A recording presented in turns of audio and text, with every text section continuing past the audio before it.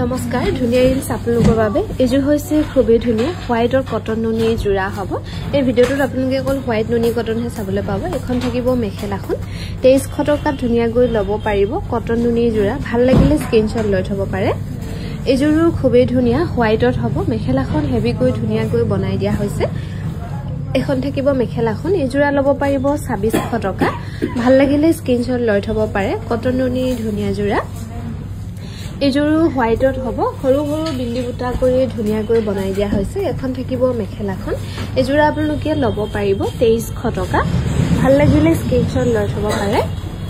আমাক যোগাযোগ কৰিব পাৰিব 9678284538 নম্বৰত এজোৰু খুবেই ধুনিয়া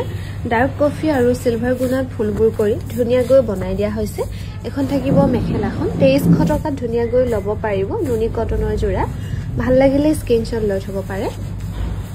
এজোৰু খুবেই ধুনিয়া হ'ব হোৱাইটত কফি আৰু ইয়েলো বুটা কৰি ধুনিয়া গৈ বনাই দিয়া হৈছে ইয়াৰে মেখেলাখন থাকিব এনেকৈ